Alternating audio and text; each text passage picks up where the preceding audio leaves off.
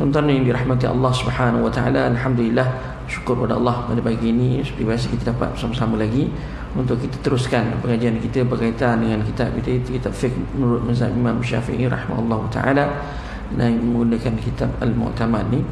Dan perbahasan yang kita masih lagi meneruskan ialah berkaitan dengan pengurusan jenazah ataupun kitabul janaiz.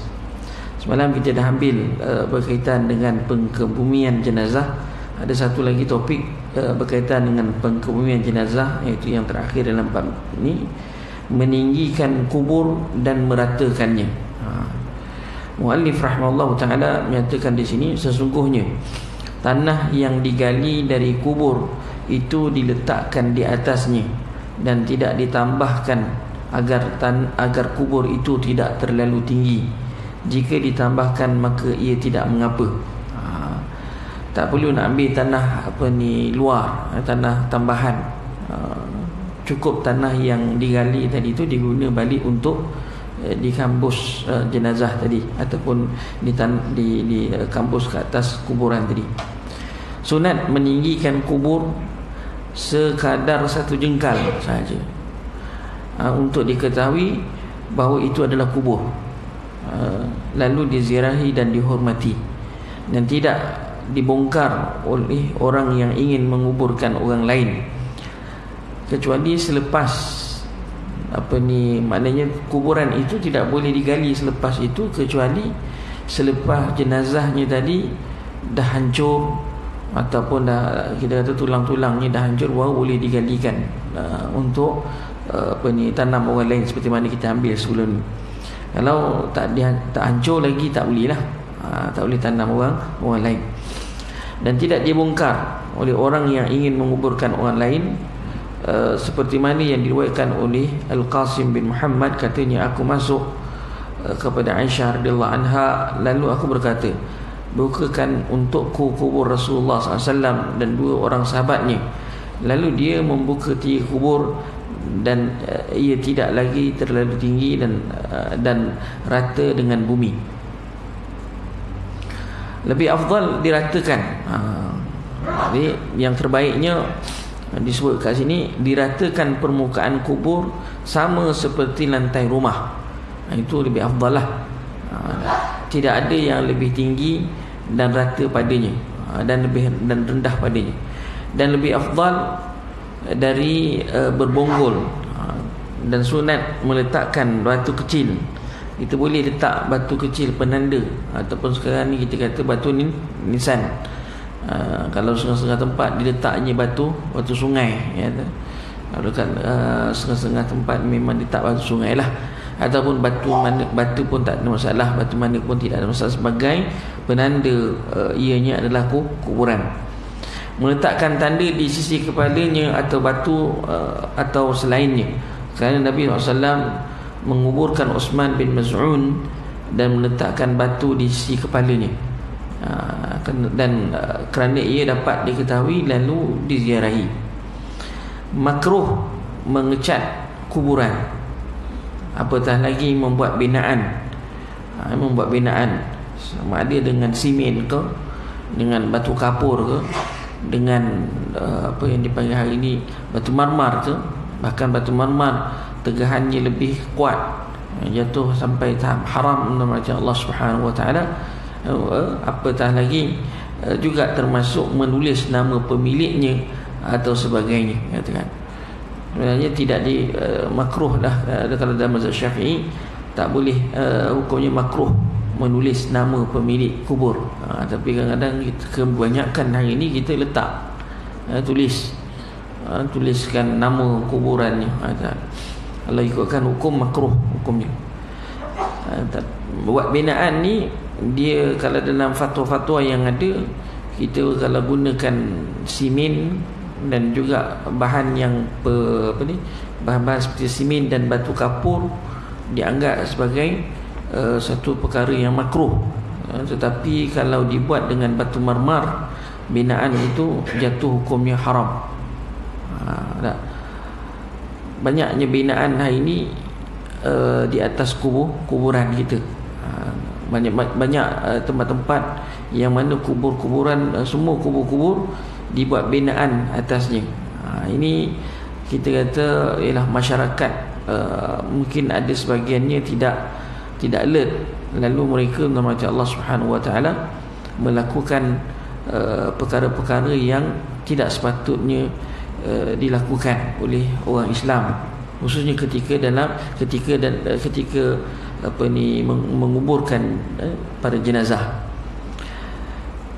Kalau katanya kita kata ustaz kepuk, kita ada yang setengah tu dia buat kepuk, dia buat kepuk keliling katakan. Sebenarnya itu pun tidak sabit. Buat kepuk tersebut kita hanya dibenarkan untuk meninggikan kuburan, itu saja. Itu dibolehkan. Tapi yang afdal ni biar rata je, kata. Cukup letak batu tanda. Sebagai kuburan. Bahkan tadi kita sebut nama pun hukumnya makruh. Ini belum lagi orang dulu saya ingat lagi masa kecil-kecil dulu, orang tua-tua ni dia kata jangan dibaca nama pada batu nisan, nanti lupa.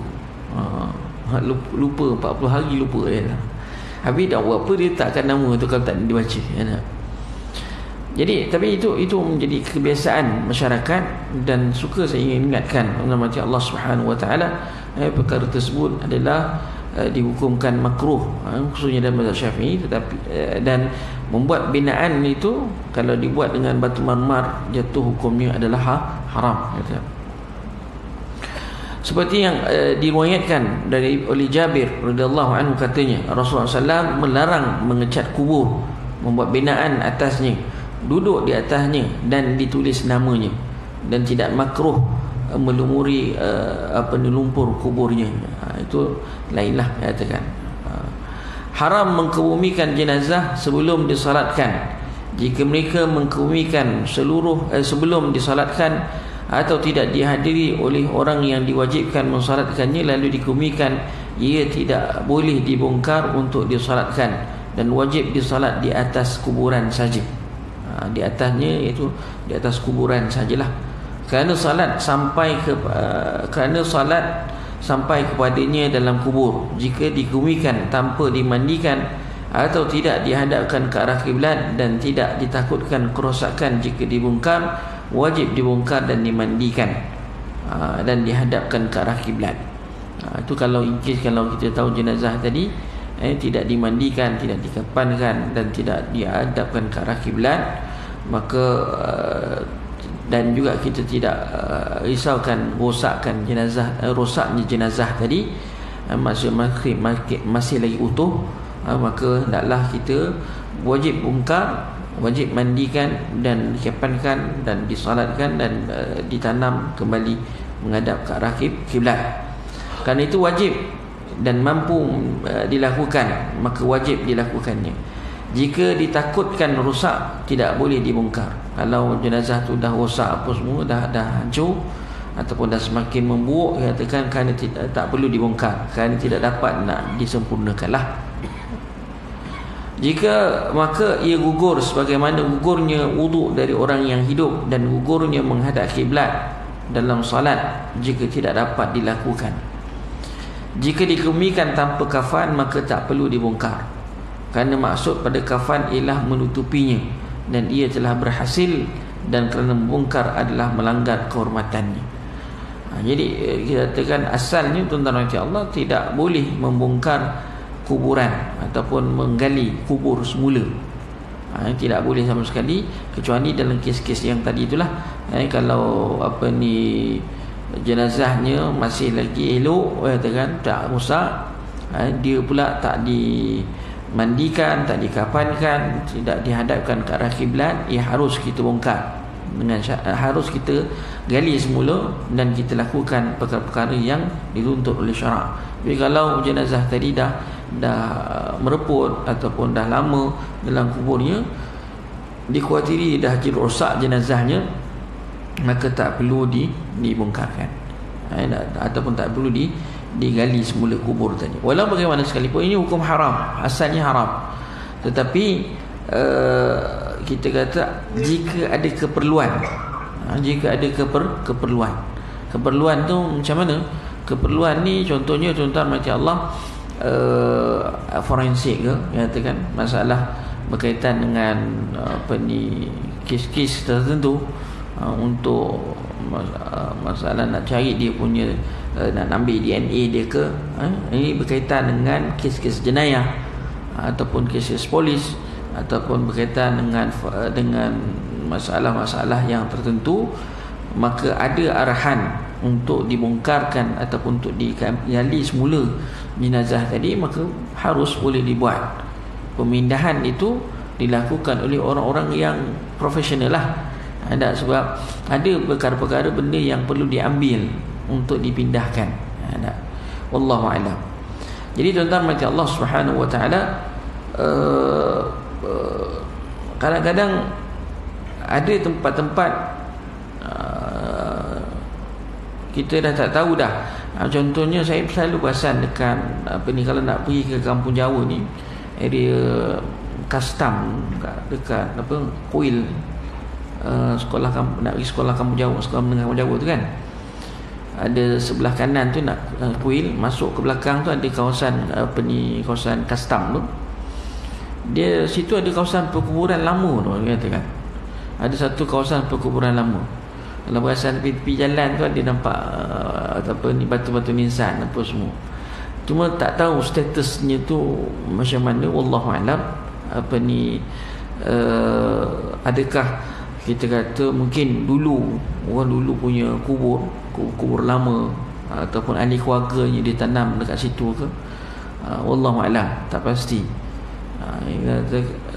Kadang-kadang ada setengah tu, ada yang mengatakan dulu dekat kuil ujung tu ada kubur, tapi kuil tu lama-lama dia ambil hilang kuburan itu.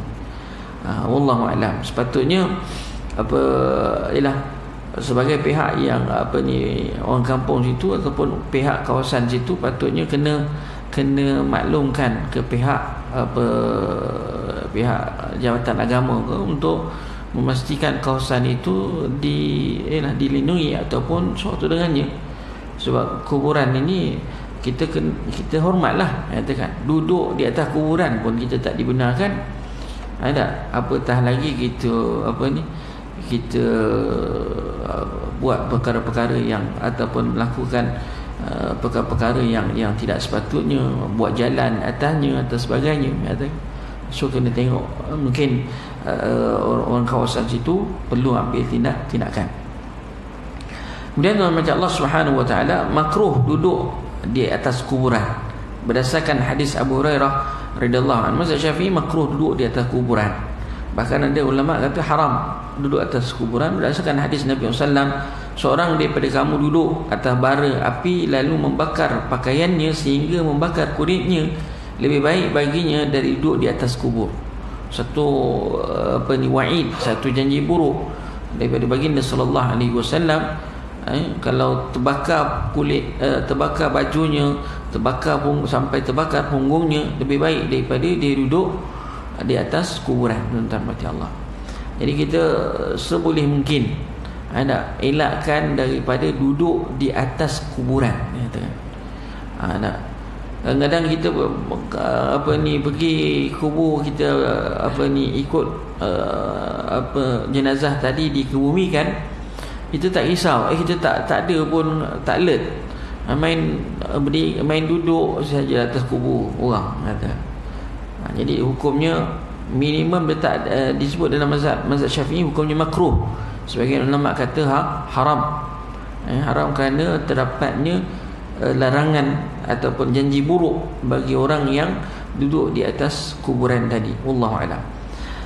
Akan tetapi juga seterusnya makruh berjalan di kuburan memakai kasut ataupun selipar. Ini salah satu yang jaranglah kita nampak orang masuk kubur tak pakai selipar. Orang masuk kubur pakai selipar. Tapi memang terdapat larangan daripada Nabi sallallahu alaihi wasallam,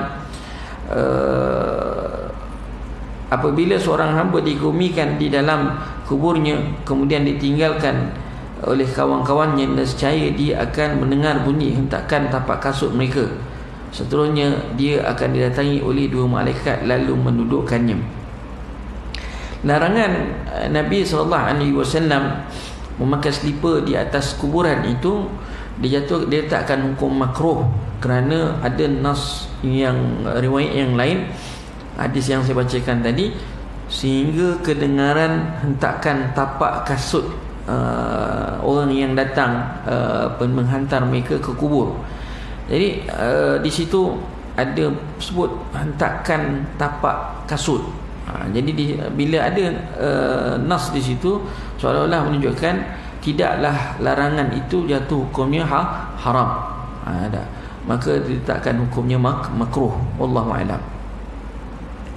Seterusnya, makruh membina masjid atau atas kubur sama ada mayat itu orang yang saleh, yang masyhur ataupun selainnya. Makruh membina, tapi makruh kat sini lebih kepada haram. Makruh yang ikrah tanzih ataupun sampai tahap haram. Walaupun sebagian besar ulama mengatakan haram membuat binaan atas kuburan, lebih-lagi buat bina masjid pula dalam atas kuburan. Maka ianya adalah dilarang, seperti mana hadis daripada Abu Hurairah radhiyallahu anhu, Rasulullah SAW bersabda, Allah telah memusuhi orang-orang Yahudi yang telah menjadikan kubur nabi-nabi dan orang-orang saleh mereka sebagai masjid. La'anallah, dalam hadis yang lain, Yahud ittakhadhu ahbarahum wa ruhbanahum kubur anbiya'ihim, maknanya Nabi melaknat orang Yahudi yang mengambil kubur para anbiya mereka dan orang-orang saleh di kalangan mereka. Mereka mengambil kubur-kubur ini sebagai masjid, sebagai masjid. Maka tentang mati Allah Subhanahu wa taala, perbuatan tadi adalah perbuatan yang dilarang oleh syarak. Walau bagaimana sekalipun mati Allah Subhanahu wa taala, kita kata pihak yang kalau kita kat Malaysia hari ini banyaknya kuburnya di depan. Tak ada lah kita kata kat Malaysia ni dalam masjid tu ada kuburan. Tapi kalau kita pergi ke Mesir contohnya, banyak kubur-kubur yang kubur anbiya, kubur para ulama, dalam dibinakan di atasnya masjid, katakan. Jadi perkara-perkara ini Allah Taala sepatutnya tidak berlaku, kerana disebut dalam hadis-hadis ini sebagai larangan. Ada larangan kita buat binaan, atau apatah lagi kita bina pun tak boleh, apatah lagi kita nak buat masjid atas kubur. Cuma kalau di Malaysia ni, yang mana kuburnya diletak di hadapan masjid, ada juga fatwa-fatwa yang mengatakan bahawa kuburan tidak boleh dibuat di hadapan masjid. Sebab kita ada nas yang mana Nabi larang, la tusallu ilal qabr, jangan kamu semayang menghadap ke kubur.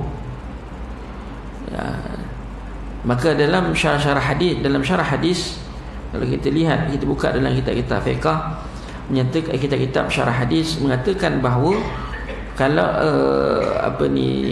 terdapatnya larangan itu, dan andainya ada masjid yang depannya ada kubur, maka dipindahkan salah satu daripadanya ke tempat yang lain. Ini kita kata, kalau yang pandangan yang syadid lah, yang kuat, yang tegas, katakan tak boleh. Jadi kalau ada, dipindah, kena pindah. Kubur kena pindah tempat lain ataupun masjid. Kalau diberi pilihan, mana yang lebih dahulu, mana buat dulu, kubur ke masjid? Kalau kubur buat dulu, masjidlah dipindahkan. Kalau masjid yang buat dulu, kuburlah dipindahkan tempat lain. Wallahu a'lam.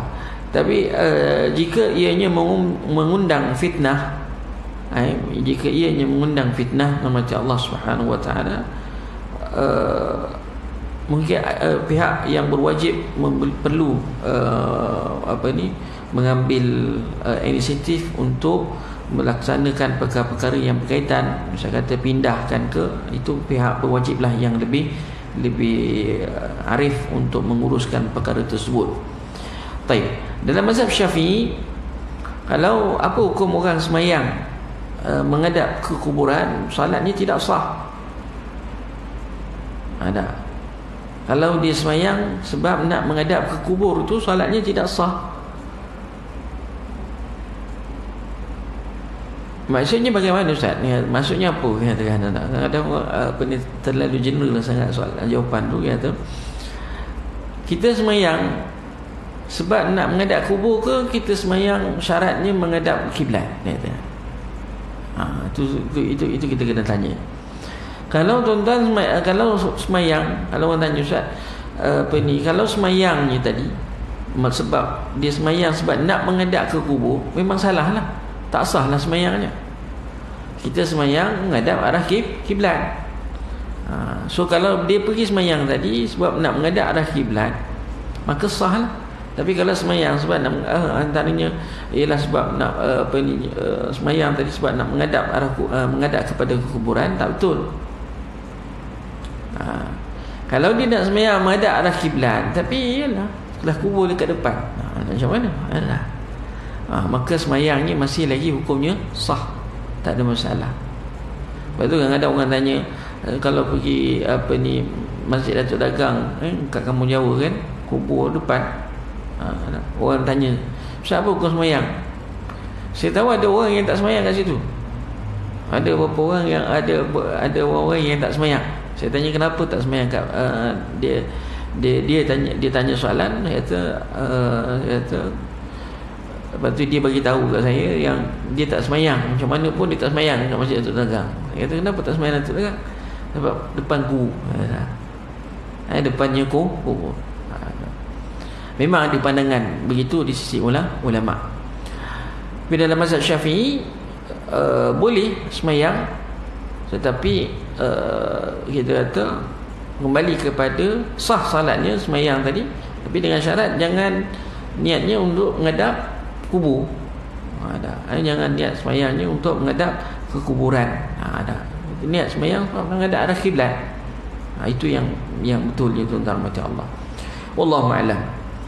Tapi untuk binaan masjid yang baru tidak dibenarkan dah, ataupun tak ada dah. Kita kata masjid-masjid baru tak ada dah kuburnya di hadapan.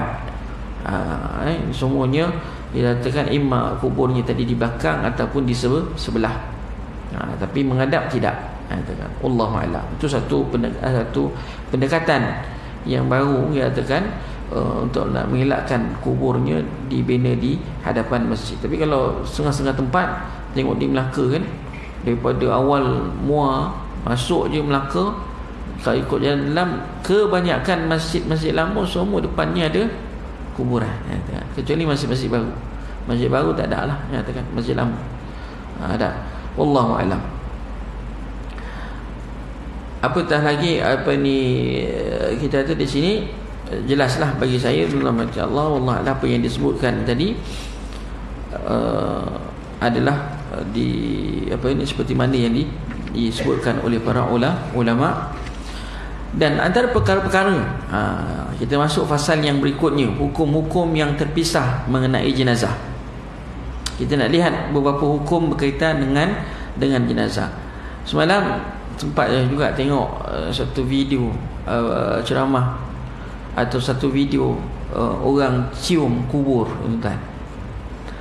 Ada setengah-setengah kumpulan ni dia pergi cium kubur, batu nisan tu diciumnya, Allahu'alam, dia ada upacara-upacara khusus. Perbuatan cium kubur adalah perbuatan yang tidak sepatutnya berlaku. Makna Nabi SAW tak pernah pun suruh kita pergi cium kubur. Kata Ustazah Idrus pun bila orang tanya dia cium kubur apa hukumnya, bodoh dia. Dia kita kata dia marah lah. Nabi tak suruh pun pergi kubur cium kubur. Tak. Yang Nabi suruh pergi kubur, bagi salam dan doakan untuk orang yang dah meninggal dunia, katakan. Tapi sebahagian tu macam Allah Subhanahu Wa Taala, dia terlalu hulu pada setengah-setengah kuburan. Ada ciumnya, katakan apa ni, macam-macam. Ada setengah tu membuang nazar, ada melakukan sembelihan di kuburan, buat perkara-perkara yang khurafat. Dulu kuburan dekat dekat Pulau Besar tu kan, dia orang bawa, ada yang bawa sembelihan, ada yang bawa macam-macam benda-benda yang khurafat dia katakan. Ada duduk, kadang-kadang duduk dekat kuburan tu, sambil kan ada yang berzikir pula dekat kuburan, ada yang buat majlis tertentu dekat kuburan. Macam Allah Subhanahu Wa Taala, satunya kubur ini tuan-tuan, macam Allah Subhanahu Wa Taala bukan tempat ibadat. Kubur ni bukan tempat ibadat. Itu kita kena ingat baik-baik. Kalau nak duduk, nak berzikir kat situ apa semua, itu bukan tempatnya. Sebab Nabi SAW sebut dalam hadis, la taj'al buyutakum qubura. Maknanya jangan jadikan rumah kamu seperti kubur. Sedangkan dalam hadis yang lain, Nabi suruh ciriakan rumah kita dengan salat, dengan ibadah-ibadat, baca Quran dan sebagainya. Kubur ni bukan tempat ibadat. Hanya dibenarkan untuk kita melakukan perkara-perkara yang tertentu. Salat ke atas jenazah, kita beri salam, kita doa. Dah. Yang lain kita boleh buat tempat lain. Nak baca Quran untuk sedekahkan semati, buat di rumah, tak ada masalah pun. Walaupun ada sebagian ulama mengatakan ya, boleh benarkan baca Quran di kuburan, ya kan. Tapi kita kata bukanlah sampai sehingga buat majlis khas baca Quran di kuburan. Seperti mana yang berlaku pada setengah-setengah tempat, diletakkan kemah khas, kata, untuk dibacakan Quran khatam 30 hari, selama seminggu, selama 2 minggu, sebulan, komplit semua kat situ. Siap tidur lagi kat kubur, siap tidur lagi dekat atas kuburan. Kita dah ambil sebelum ni nama Allah Subhanahu Wa Taala ada makruh hukumnya tidur di kuburan, katakan. Ada. Wallahu a'lam. Kalau setengah-setengah tempat di saya pernah tengok di Indonesia, depan rumahnya kubur, buka tingkap kubur, katakan. Mana dekat betul dengan rumah dia. Nak masuk laluan rumah dia tu pun kiri kanan, nak masuk pintu rumahnya kiri kanan kubur. Dia dua ulang-alik rumahnya atas kubur, katakan. Ada dalam kawasan perkuburan. Sebabnya benda perkara-perkara itu dia elak, katakan. Dia elak. Kecuali kita katakan memang tak ada tempat lain, itu wallahu a'lam lah, katakan. Mungkin adalah di situ daruratnya, tetapi selagi kita kata ada ruang tempat lain, buatlah tempat lain rumahnya. Kawasan perkuburan ni adalah kawasan yang perlu kita hormat, katakan. Sebab tu kita masuk bagi salam, assalamualaikum ya ahlal kubur. Kubur tak boleh nak digalikan semula. Ihtiram kepada para jenazah yang ada dalam tu. Tu kawasan Darul Qaumil Mu'minin. Dia dianggap sebagai rumah orang Islam, katakan. Wallahu a'lam. Baik. Antara perkara-perkara yang berkaitan dengan hukum hakam yang berkaitan dengan jenazah, yang pertama sekali pengumuman dan pemberitahuan kematian. Makruh memberitahu kematian dengan cara jahiliah, seperti menyebut kebanggaan-kebanggaan, pengaruh dan peranannya di kalangan manusia, masyarakat, dan menyebutkan dengan menyebutkan perkara-perkara ini tak dibenarkan. Ada setengahnya tidak dibenarkan membuat pengumuman menggunakan mikrofon masjid, untuk beritahu hari ni ada sekian orang ni alamat sekian telah meninggal dunia. Menggunakan mikrofon masjid itu adalah kita kata pengumuman itu sebenarnya tidak dibenarkan, atau paling rendah pun hukumnya adalah makruh. Sunat memberitahu kematiannya dengan menyeru untuk mensolatkan, mendoakan dan mengasihaninya, katakan. So kita kata pemberitahuan kematian untuk mengajak orang solat itu boleh, katakan, dibenarkan. Tapi nak mengumumkan kematian semata, katakan, tidak dibenarkan. Dibeza, katakan, dua perkara. Kerana Nabi SAW mengumumkan kematian Raja Najasyi pada hari kemangkatannya dan keluar ke tempat, Nabi pun mengarahkan sahabat untuk keluar ke tempat salat, lalu mensolatkan kesemua bersama-sama dengan para sahabat yang hadir, dan tidak mengapa memberitahu kematian kepada ahli keluarga dan sahabat-sahabatnya. Dan jika bermaksud mengumumkan kematian itu kepada orang yang tidak mengetahui, maka tidaklah makruh. Dan jika memaksudkan pemberitahuan itu dengan untuk meramaikan orang yang datang untuk solat, maka ianya dituntut. Wallahu a'lam. Itu yang pertama. Yang kedua, menangisi mayat. Bukan hukum menangis mayat tadi sebelum meninggal boleh dibenarkan lah. Sebelum meninggal lah, akan tapi lebih utama tidak menangis di hadapan orang yang sedang nazak. Sebaik-baiknya sedang nazak tu, kerana tangisan ini sebelum mata lebih utama daripada selepasnya, untuk menzahirkan ketidaksenangan berpisah dengannya dan tidak menginginkan pada harta. Kerana Nabi SAW menangis ke atas anaknya Ibrahim sebelum meninggalnya dan bersabda, aku melinangkan air mata dan hati ini terlalu sedih, namun aku tidak akan berkata sesuatu melainkan perkataan yang disukai oleh Tuhanku. Bukan tak boleh menangis ketika orang dah meninggal dunia ke atas jenazah tadi. Innal aina latadma, kata Nabi SAW, sesungguhnya air mata ni automatik lah, katakan, menangis sebabkan benda-benda yang sedih. So menangis tidak diisu dengan mati Allah Subhanahu wa taala. Yang dilarang itu ialah meraung. Meraung. Menangis yang dilarang itu ialah meraung ataupun sehingga menghasilkan ataupun kita kata anin ni nama Allah Subhanahu wa taala, mengeluarkan suara rintihan nangis. So ada jenis yang menangis yang berbunyi, kan, ada setengah orang, kan, yang itu sebenarnya tak sepatutnya berlaku ketika jenazah ataupun ketika ataupun duduk ketika dalam majlis azab ataupun menangisi ke atas jenazah yang ada. Kalau setakat kita tersedih mengalirnya air mata, ya harus. Nabi pun menangis juga. Menangis yang begitu, ya harus, katakan. Wallahu a'lam.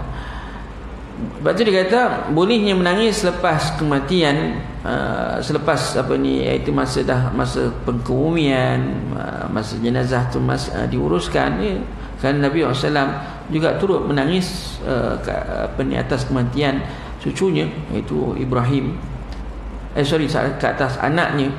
Dalam riwayat yang lain atas cucunya. Baginda SAW menziarahi pusara ibunya, lalu menangis orang yang ada sekelilingnya, dan menangis selepas kematian menyalahi yang lebih menangis selepas kematian menyalahi yang lebih utama. Kerana ketika itu bersedih atas apa yang telah luput, melainkan jika dia mampu menahan tangisan, maka dia tidak mengapa, kerana ia termasuk perkara yang tidak dapat dikawan oleh manusia. Innal aina latadma, katakan, dia automatik. Tapi diharamkan meratap, iaitu meninggikan suara dengan menyebut-nyebut kebaikannya, dan haram memukul dada, menampar muka, mengoyak-ngoyakkan baju, menguraikan rambut, menghitamkan muka, menabur debu atas kepala, dan meninggikan suara tangisan secara berlebih-lebihan. Seperti mana yang saya kata tadi lah. Seperti mana yang diriwayatkan oleh Ibnu Mas'ud radhiyallahu anhu bahawa Nabi SAW bersabda, bukan dari golongan kami orang yang menampar pipi, mengoyakkan bajunya, menyeru seruan jahiliyah. Bagaimana haram menyapakan ataupun menyiapkan wanita-wanita untuk menangis dan meratap kerana golongan menolong ke arah maksiat. Jangan pula kita sewa orang untuk menangis atau jenazah tadi. Ada setengah tu macam orang Hindu atau Buddha, dia ada pasukan ataupun kumpulan orang yang menangis ke atas jenazah tadi. Yang hebatnya, yang peliknya, hebatnya tuan-tuan mati Allah, perkara yang tak disangka-sangka, ada juga orang Melayu yang pergi ambil tugasan dulu-dululah, sekarang tak ada dah. Dulu-dulu kat kampung ada orang ambil upah siap. Bukan dia menangis betul pun, dia bunyi je katakan. Bunyi apa sudah tu dapatlah duit katakan. Tuan-tuan, perbuatan itu haram katakan. Hasilnya pun adalah haram. Ada. Orang dulu ada sebahagiannya tu mungkin jahil, wallahu a'lam. Kemudian Allah Subhanahu wa taala boleh bagi keluarga mayat, keluarga si mati dan sahabat-sahabatnya nak cium mukanya, tak ada masalah. Jenazah tadi harus, kerana Nabi SAW mencium Uthman bin Maz'un setelah meninggalnya. Dari Aisyah radhiyallahu anha bahawa Abu Bakar mencium Rasulullah SAW setelah wafat baginda sallallahu alaihi wasallam. Akan tetapi makruh cium peti mayat yang diletakkan di atas kubur. Sebagaimana makruh menciumkan kubur atau mencium pintu ketika masuk dan menziarahi kubur wali-wali dan sebagainya. Diletakkan minimum makruh. Sebagai ulama kata haram. Perbuatan itu sebenarnya tidak sabit. Walaupun dia kubur itu kubur anbiya ke, kubur wali ke, apa ke, kita tidak dituntut, tidak disuruh untuk cium, kan? Yang dipicium apa adalah yang ketiga, memindahkan mayat dan membongkarkan kuburannya. Haram pada hukum asalnya, haram memindahkan mayat sebelum dikebumikan dari negara tempat meninggalnya kepada negeri untuk dikebumikan padanya, sekalipun ia tidak berubah. Ini hukum memindahkan jenazah sebelum dikebumikan. Kita dah hampir saya sebutkan awal-awal dulu. Kalau mazhab Syafi'i memang hukumnya adalah haram pindahkan. Kadang kita meninggal dekat Selangor, nak bawa pergi ke balik ke Johor ataupun bawa balik pergi ke Kelantan. Hukumnya di sini disebut haram. Walaupun mati Allah tidak berubah jenazah tadi. Yang sunnahnya di mana dia tempat kawasan dia meninggal, di situ ditanam. Kalau dia meninggal di Kelang, tanam ke Kelang. Ada kawasan ni lah katakan. Kat mana dikebumikan kawasan ni, kan itulah tempat dia. Tapi nak bawa pindah ke tempat lain, Kerana termasuk menunda pengkebumiannya dan terdedah untuk dilanggar kehormatannya. Sekiranya dia berwasiat untuk dipindahkan, tidak perlu dilaksanakan wasiatnya. Kerana syarak memerintahkan atas bersegera dikebumikan, dan memindahkannya melambatkan pengkebumian. Itu berlawanan pada hukum asal. Asal kita dituntut untuk menyegerakan. Boleh dipindahkan pada dua negeri yang bersambung ataupun berhampiran. Kalau kita dekat, kalau dia meninggal pun kat sepadan kan, katakan contohnya Masjid Tanah dengan Alur Gajah tu sebelah tu, Tampoi ke Negeri Sembilan, sebelah-sebelah. Macam kita Kuala ataupun ujung sana, ujung Selangor dengan sebelahnya Perak, pindah sebelah tu, katakan tanam di sebelah Perak ke sikit, katakan maka tak ada masalah. Sebelah memang kawasan dia berdekatan. Kerana adat kebiasaan pengkebumian itu dilakukan di luar negeri tersebut, ataupun memang kebiasaan ni orang meninggal dekat sepadan tadi memang kebumiannya sebelah Perak, Selangor ditanam sebelah Perak, katakan. Maka dah jadi kebiasaan itu, harus, tak ada masalah. Yang diiktibarkan pada setiap negeri adalah jarak berhampirannya. Dan yang diiktibarkan pada hampiran jarak itu tidak berubah mayatnya sebelum sampainya. Itu pun tertakluk kepada jenazahnya tadi, tidak berubah lah. Kalau ditanam di negara sejiran sebelah, tapi nak sampaikan tu jauh sehingga menyebabkan berubah jenazah tadi, berubah, maka tidak dibenarkan pada asalnya. Dikecualikan jika jenazah tadi nak ditanam di tanah yang lebih afdal. Contohnya tuan-tuan, tanah di tanah haram, Masjidil Haram, masjid di tanah haram Mekah, tanah haram Madinah, maka itu lebih afdal untuk dipindahkan ke sana. Di situ ada pengecualian atas dasar rahmat Allah, kerana dua tempat ini lebih mulia, katakan ada kedudukan dia tersendiri, maka boleh dipindahkan kerana kelebihan pengkebumian padanya. Kalau ada peluang, ya, tapi sekarang tak mungkin lah boleh. Tapi peliknya, ada orang yang dah meninggal dekat Madinah, ada orang yang meninggal dekat Mekah, kita ni bawa balik. Dah rugi tuan-tuan, minta Allah Subhanahu wa taala. Alasan kenapa nak bawa balik? Nanti susah nak ziarah. Itu alasannya, susah nak ziarah. Adapun pemindahan mayat setelah pengkebumian, iaitu kuburnya digali semula, adalah haram. Haram membongkar kubur sebelum hancurnya di sisi orang yang berpengalaman mengenai bumi itu. Haram membongkar dan mengeluarkan dari kubur untuk dipindahkan negeri lain, atau untuk disolatkan, atau untuk dikafankan, kerana ia termasuk melanggar kehormatannya. Tak boleh. Boleh dengan syarat lah. Kalau ada sebab-sebab yang dibenarkan oleh syarak. Jika walaupun mayat tadi telah hancur sekalipun, maka boleh digali kubur dan dikumikan mayat lain padanya, ataupun dipindahkan. Contoh, kita kata ada masyru', ada kita kata nak buat binaan jalan, maka boleh digali dan dipindahkan tempat lain. Boleh digali semula kalau tujuannya tadi untuk forensik, boleh, harus. Boleh digali semula kuburan itu jika mayatnya telah hancur dan untuk ditanam orang lain. Seperti mana saya sebutkan kemarin, kata orang Melayu ni dia tak boleh orang lain tanam dekat kubur bapak dia. Dia ada satu mentaliti, ni kubur bapak aku, kenapa nak tanam orang lain pula? Dia lupa tanah tu tanah wakaf. Bukan, bila tanah wakaf ni bukan milik siapa-siapa, tapi masyarakat kita bila dah tanam kubur bapak dia anggap itu milik bapak dia.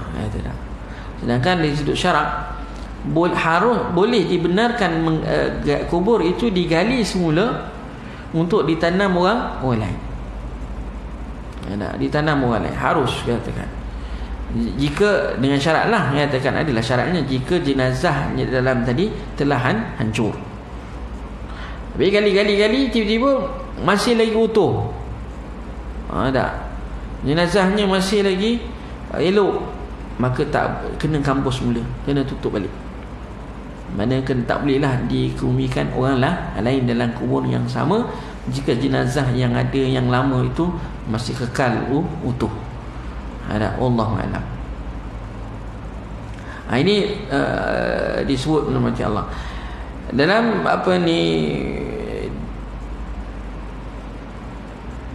sebagaimana boleh membongkar kubur apabila mayat digumi tanpa menghadap kiblat, dan tidak dimandikan, ataupun kafan yang dirampas, atau sutra, atau pada tanah yang dirampas, atau jika harta dalam kubur seperti cincin, atau dalam perut wanita itu ada janin yang diharapkan hidup, seperti jika berusia 6 bulan ke atas, maka kubur itu boleh dibongkar dan dibelah perutnya, dan mayat itu terkena banjir atau lumpur, maka digali semula untuk dipindahkan. Ini antara kes-kes yang boleh dipindahkan, boleh dibongkar, boleh digali semula. Ataupun orang kafir dikuburkan di kawasan Al-Haram, maka adalah dibongkar dan dikeluarkan. Dibongkarkan dan dikeluarkan. Wallahu a'lam. Jadi itu boleh dilakukan dengan yang dibenarkan oleh syarak lah. Macam tadi semalam saya dah sentuh berkaitan boleh digali untuk jika jenazah tadi ditanam bukan arah kiblat, boleh digali dan dibetulkan arah kiblat. Wallahu a'lam. Dalilnya hadis Jabir bin Abdullah radhiyallahu anhu bahawa ayahnya dikumikan pada hari Uhud bersama lelaki dalam satu kubur. Katanya, kemudian aku merasa tidak sedap hati membiarkannya bersama orang lain. Lalu aku mengeluarkannya selepas 6 bulan. Maka aku mendapati keadaannya sama seperti hari dikumikan selain telinganya. Dalam satu riwayat, aku mengeluarkannya lalu meletakkannya di dalam satu kubur. Asingkan kuburnya. Harus untuk dipindahkan jika ada sebab musabab yang tertentu. Seterusnya, topik yang berikutnya ialah mengiringi jenazah. Mengiringi jenazah, sunat mengiringi jenazah bagi lelaki lalu menghantar ke kuburan berdasarkan hadis Barra' bin Azib. Katanya Rasulullah SAW memerintahkan kami mengiringi jenazah, menziarahi orang sakit, mendoakan orang bersin, menghadiri jemputan dan menolong orang yang dizalimi. Orang yang pergi hantar kuburan ada dapat pahala sebesar bukit Uhud sampai dikumikan jenazah tadi. Kalau dia salat lalu dihantarkan jenazah sampai ke kuburan, maka baginya pahala sebesar bukit Uhud. Wallahu a'lam. Adapun wanita, makruh untuk dia mengiringi jenazah dan tidak haram seperti mana yang dibuatkan oleh Ummu Atiyah radhiyallahu anha. Katanya kaum wanita telah dilarang mengiringi jenazah, tetapi bukanlah bererti kami dilarang keras dari mengiringi jenazah.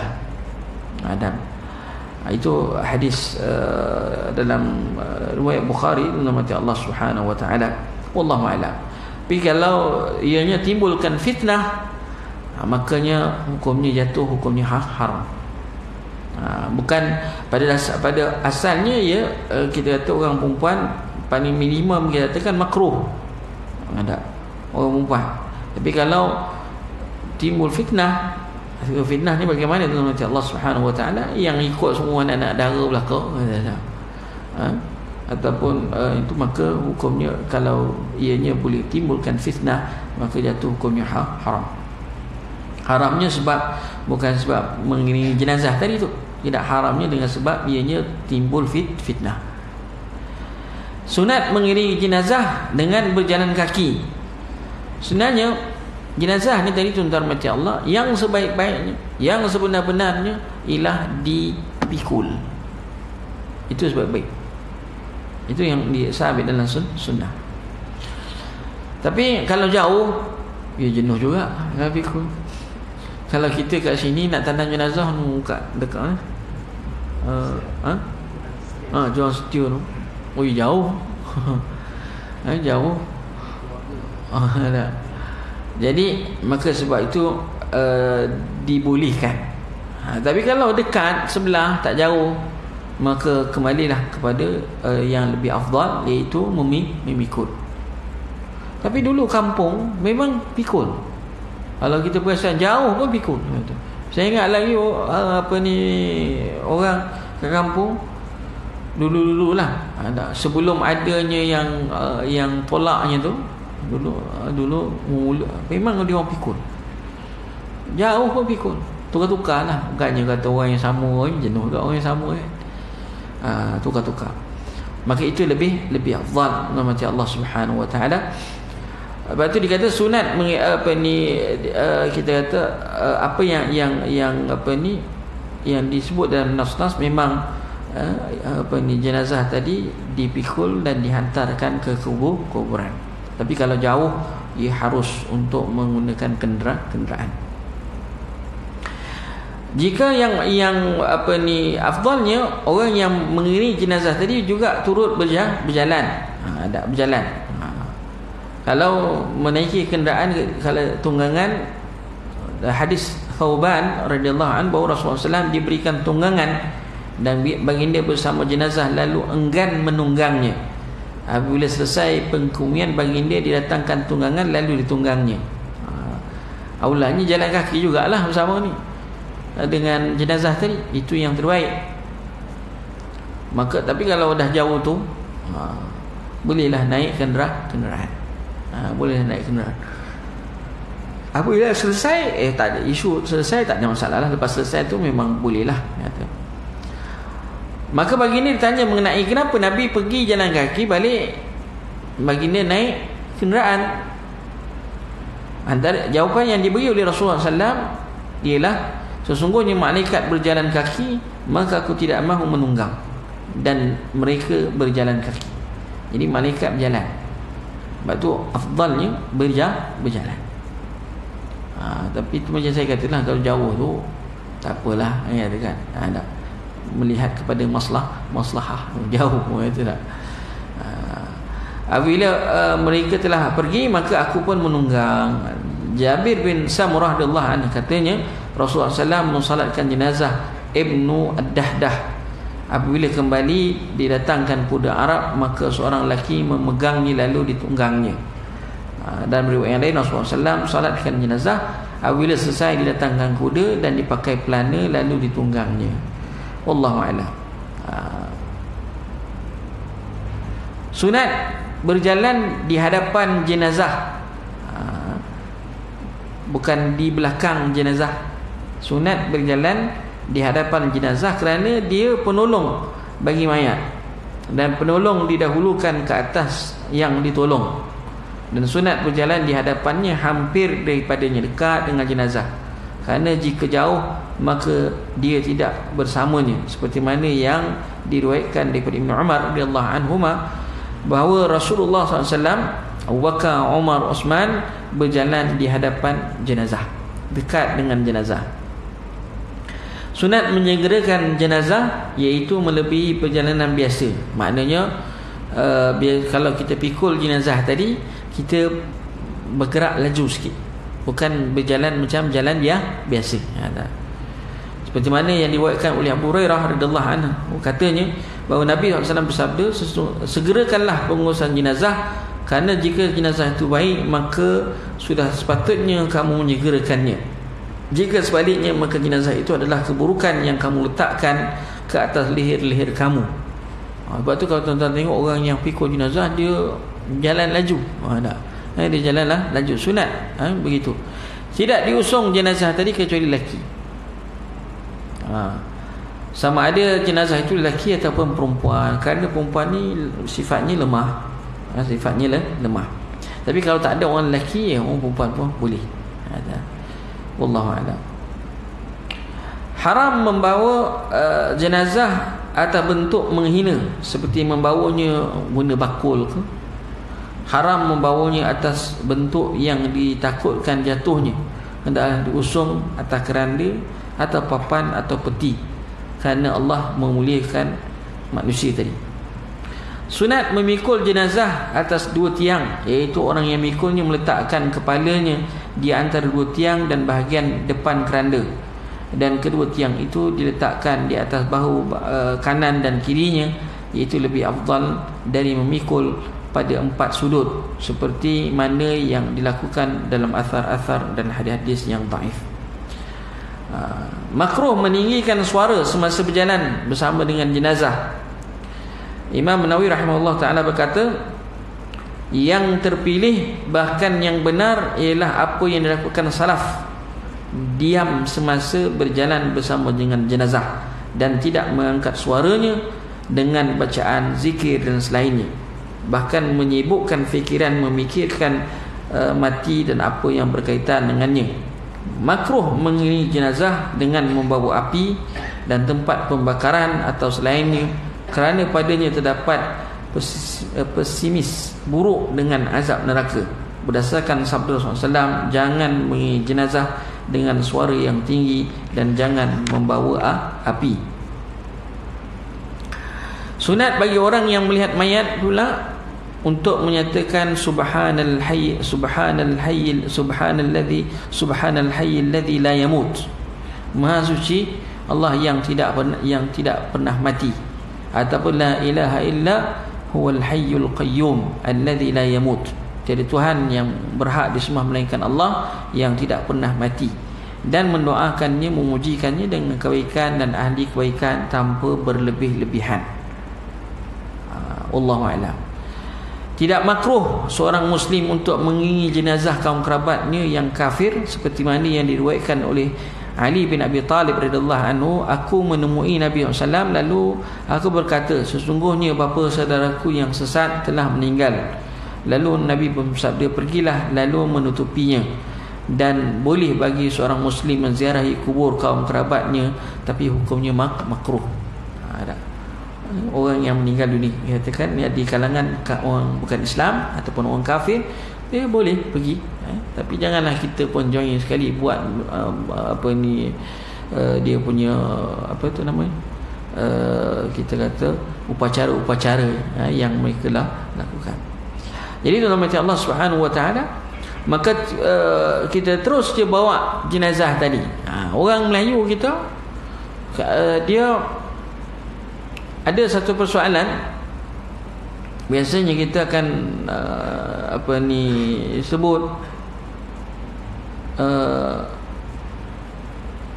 lepas sahaja semayang jenazah tadi, ada kadang-kadang ucapan apa kita persaksikan ke atas jenazah ni, kan? Semua orang kata baik. Perkara tersebut tidak sabit daripada hadis Nabi sallallahu alaihi wasallam.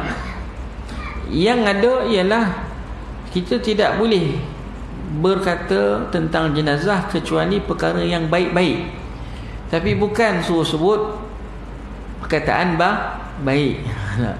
Dia silap, ada kesilapfahaman terhadap nas itu, katakan. Bukan suruh kita sebut baik, itu bukan itu yang disuruh, katakan. Yang disebut dalam hadis Nabi SAW ialah kita kalau nak menceritakan tentang jenazah tersebut, ceritakan perkara yang baik.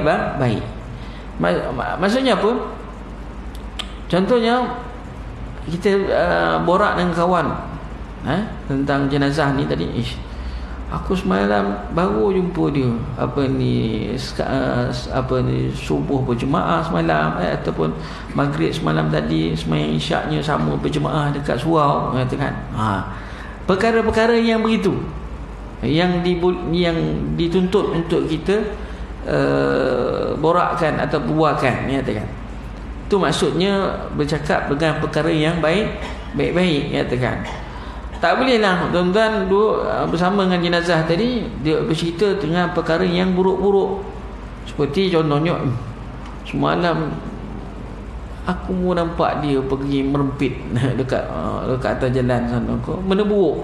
Itu tak boleh, itu haram, katakan. Ada orang masyarakat Melayu katakan terbiasa dengan adat yang kita buat biasanya ialah gerak baru nak angkatnya Al-Fatihah. Bacaan Fatihah disedekahkan kepada jenazah, itu tak ada isu, katakan.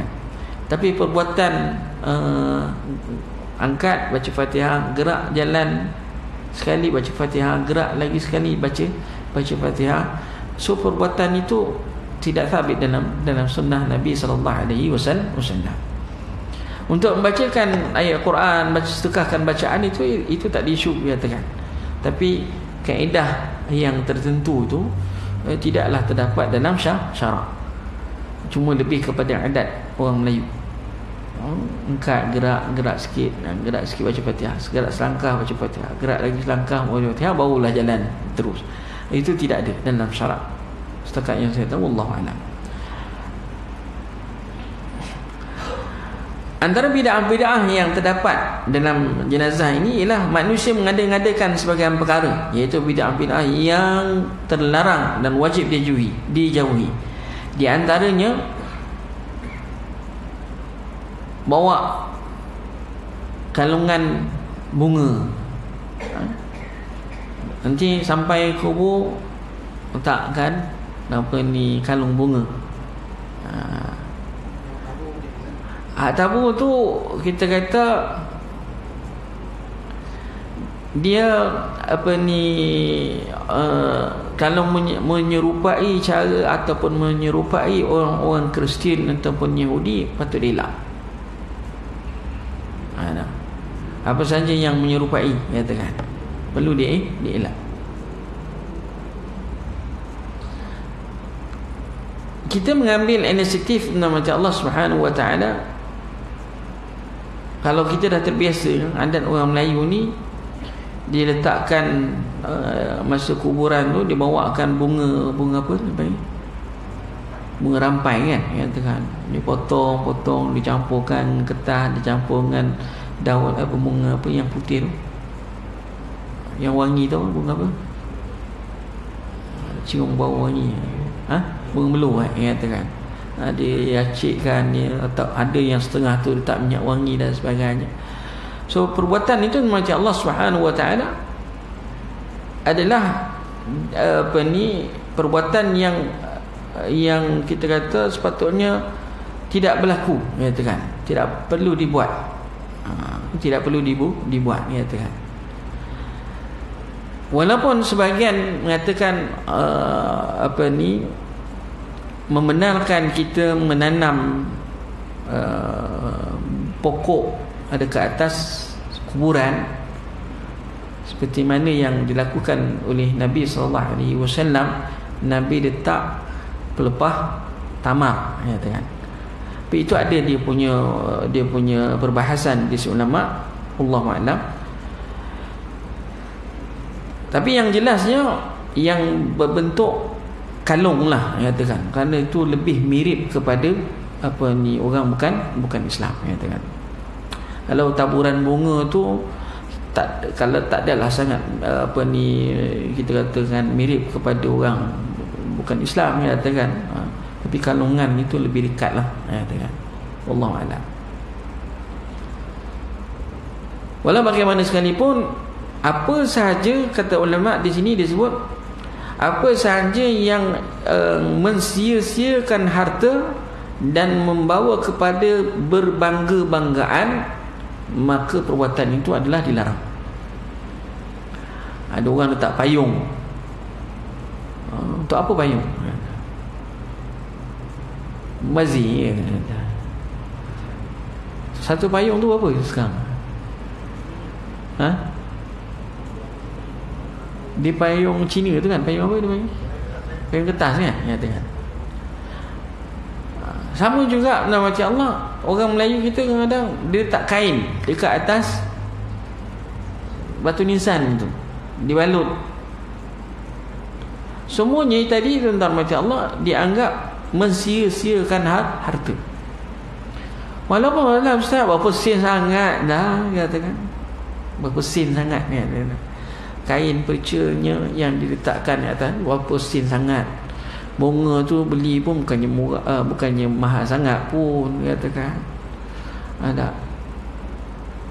Tapi kalau ianya sampai kita kata, walau lebih baik macam Allah Subhanahu Wa Taala,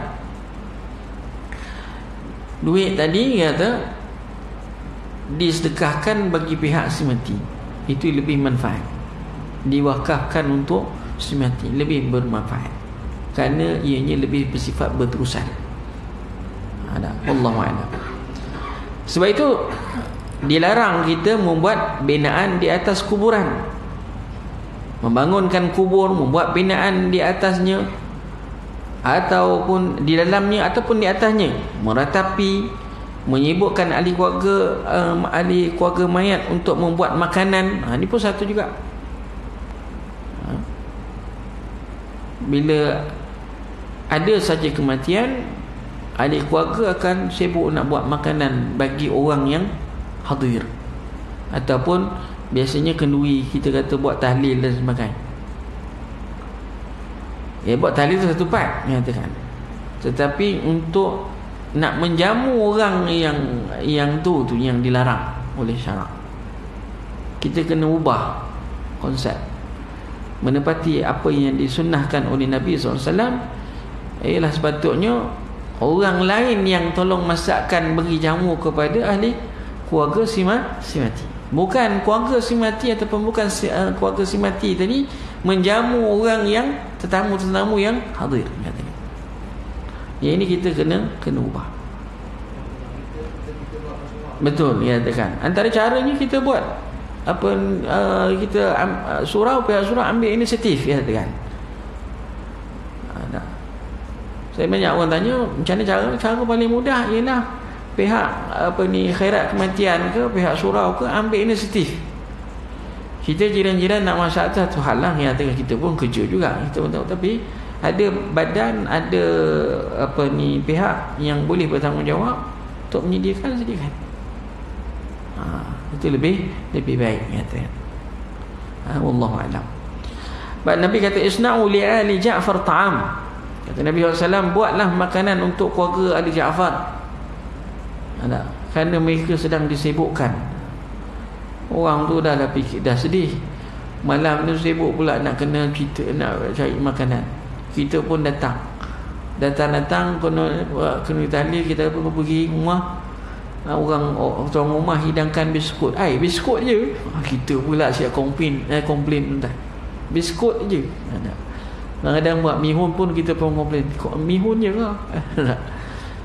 Orang tu dah sedih nak katakan. Maka itu sepatutnya dielakkan. Mana pihak khairat ke pihak surau ke boleh ambil untuk kita kata membuatkan memberi makan kepada pihak keluarga si mati. Itu lebih baik. Wallahu a'lam.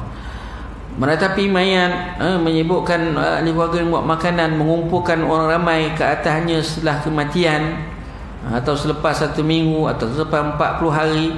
Bahkan sunat bagi kerabat dan jirannya membuat makanan bagi ahli keluarga si mati pada hari dan malam kematian itu. Katakan jiran-jiran dah ataupun pihak yang buat yang badan-badan tertentu untuk menyediakan makanan untuk mereka. Itu lebih baik, lebih afdal. Tak perlu ada nak buat. Orang Melayu kita ada dia adat Hindu yang masih lagi kita duk buat, iaitu majlis kenduri hari yang hari ke-40, hari yang ke-100. Itu semua adalah adat Hindu yang masih lagi ada dalam masyarakat kita.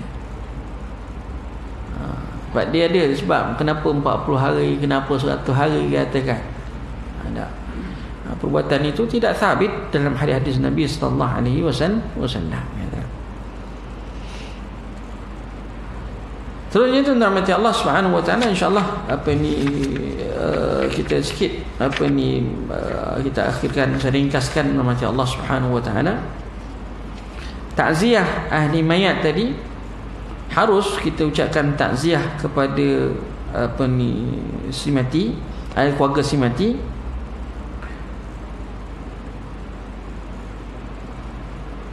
Sama ada kepada ahli keluarga itu dalam hati Allah yang harus dikatakan untuk kita ucapkan takziah. Nabi SAW bersabda, siapa yang bertakziah orang yang tiba kematian, maka baginya pahala seperti pahalanya. Rasulullah juga bersabda, tidak ada seorang Muslim yang menghiburkan saudaranya ditimpa musibah, melainkan Allah akan memakaikannya dengan pakaian kemuliaan pada hari kiamat. Tapi ada batasnya lah, katakan 3 hari je lil azab itu untuk ucapkan takziah. Takziah bukan takziah, ini ain, takziah. Ada ucapkan takziah itu diucapkan tidak lebih daripada 3 hari, katakan. Ada dalam tempoh 3 hari.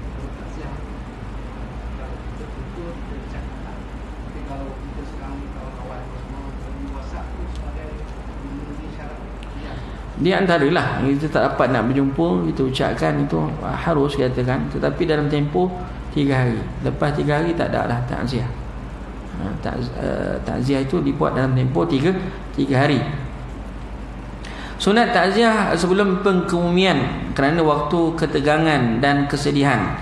Akan tapi setelah pengkebumian lebih utama kerana kesibukan ahli mayat dengan kelengkapan mayat sebelum penuaian, kecuali jika mereka terlalu bersedih, maka tidak lebih didahulukan untuk menyabarkan mereka. Dan takziah itu selama 3 hari bagi orang yang hadir dari kematian, dan 3 hari bagi yang gaib atau bagi orang yang akan datang dan orang yang sakit. Dan makruh bertakziah selepasnya. Ada maknanya dalam tempoh 3 hari saja katakan. Bentuk takziah yang dianjurkan oleh bagi seorang muslim kepada saudaranya ialah mudah-mudahan Allah kurniakan pahala yang besar kepadamu, mudah-mudahan Allah beri menambahkan hati, mudah-mudahan Allah mengampuni orang yang jenazah yang mati katakan, mudah-mudahan Allah menggantikan musibahmu dengan kebaikan. Ini antara ucapan-ucapan takziah yang kita boleh lakukan. Wallahu a'lam. Makruh duduk menunggu orang datang bertakziah, katakan. Jangan pula kita duduk tunggu orang datang seorang-seorang macam takziah, tak perlu. Seperti mengumpulkan ahli mayat dan satu rumah dan satu tempat, lalu didatangi oleh orang-orang yang ingin melakukan takziah. Itu tak perlu, katakan. Macam dilakukan oleh orang-orang Buddha ataupun sebagainya. Dia ada tempat azab khas, tempat ucapan takziah dia. Baik, yang terakhirnya tuan-tuan mati Allah Subhanahu wa taala ialah ziarah kubur. Ziarah kubur tuan-tuan mati Allah, kita sunat ziarah kubur, tidak ada waktu yang dikhususkan kita ziarah kubur. Sunat bila-bila masa, pagi, petang, siang, malam, harus kita untuk pergi berziarah kubur. Cuma adab kita menziarahi kubur, sampai nak masuk kita bagi salam. Assalamualaikum dara qaumi mu'minin wa inna insyaallah bikum lahiqun. Ada Allah maghfirli wa lakum, katakan. Sejahteraan ke atas kamu semua wahai penghuni kubur kaum mukminin, dengan izin Allah kami juga akan menyusul. Allah maghfirli wa lakum, ya Allah ampunkanlah dosaku dan ampunkanlah dosa-dosa mereka semua. Ada dosa-dosa. Allah maghfirli wa lakum, ya Allah ampunkan dosaku dan ampunkanlah dosa orang yang ada di hadapan walahum, ya Allah. Jadi sunat kita doakan keampunan untuk diri kita dan keampunan untuk orang yang dah meninggal dunia tadi. Dia orang jawab salam, bukan tak jawab, tapi kita tak dengar. Kalau kita dengar, lama dah kita lari. Kalau kita dengar orang kubur, Waalaikumsalam, berat ya, semua lagi bakar. Untuk orang perempuan ziarah kubur makruh, hukumnya ziarah kubur orang perempuan, dan ni makruh hukumnya pergi ziarah kubur, tapi tidaklah jatuh hukumnya haram, kecuali ianya mendatangkan fitnah. Wallahu a'lam. Jatuh hukumnya fitnah, bila adanya fitnah maka hukumnya jadi haram dengan sebab fitnah tadi. Wallahu ta'ala a'lam bis-shawab. Itu dia tuan-tuan mati Allah Subhanahu wa taala. Topik kita, perkataan kita ataupun perbincangan kita berkaitan dengan salat jenazah. Dan wallahu a'lam. Ada soalan nak tanya kalau ada?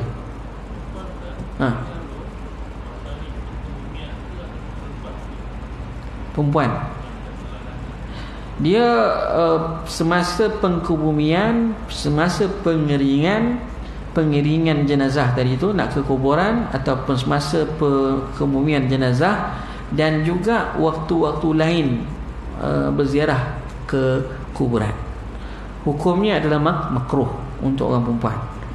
Makruh, dia tak sampai tak haram, tetapi jika timbul fitnah, sama ada mengiringi ke semasa pengkebumian ke, sama ada masa ziarah biasa ke, maka boleh bertukar menjadi haram. Wallahu a'lam. Itu hukum yang ada lah, katakan. Lain ada nak tanya lagi? Kalau ada? Tak ada. So kalau tak ada, tuan-tuan macam Allah, setakat tu saja yang sempat saya kongsikan dengan tuan-tuan pada pagi ini. Mudah-mudahan minta maaf lewat sikit, tuan-tuan macam Allah. Allah Ta'ala alam. Kita sudahi dengan bacaan tasbih kafarah. Subhanakallahumma bihamdika asyhadu an la ilaha illa anta wa astaghfiruka wa atubu ilaik. Assalamualaikum warahmatullahi wabarakatuh.